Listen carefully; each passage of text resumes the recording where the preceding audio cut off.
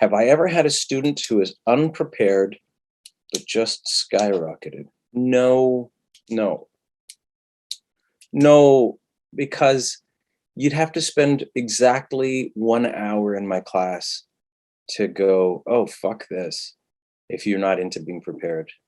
Are there people I know who skyrocketed who weren't prepared? Yeah, no, not really. You guys, you saw the Shanley event? Like, you look at Grant and you think, good looking guy, got his own TV series early, you could kind of go, oh yeah, lucky. And then you see what he did with Moonstruck and you're like, oh, that guy knows what he's doing. Like, he's really hardworking. Michelle like loves working with Grant Gustin because she goes, he shows up to set and man, is he prepared. And he's emotionally prepared. He's worked everything out and he loves acting with Michelle. So I think sometimes you look at the pretty face on a CW show and you go, man, they probably just luck. And then when you get to know them, you're like, no, dude, they work hard. Like, they're really good.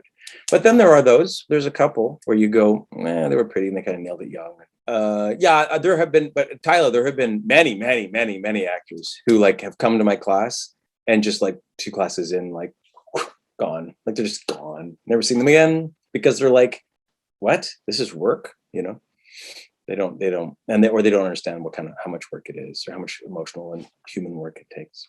I reached out to Simu to say he should talk to me about his emotional work because I have notes for him.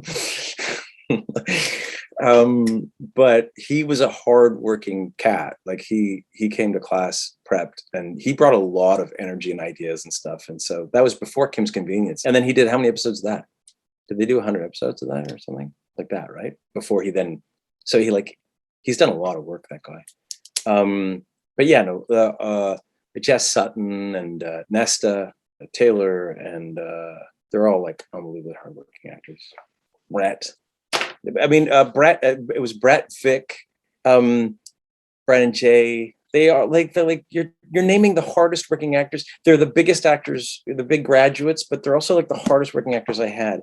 And it was a long time ago. It was 14 years ago. Jeb and I were sitting there in classes watching the actors who were kind of taking off. And it was him that went, holy crap, the actors that work the hardest work the most. And I was like, that's a great tagline for the Actors Foundry.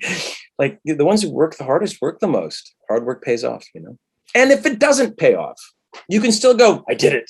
But if you get lucky, Tyler, and you're on some TV series and you didn't really try, you're always going to walk around, that imposter syndrome? For you, it's true.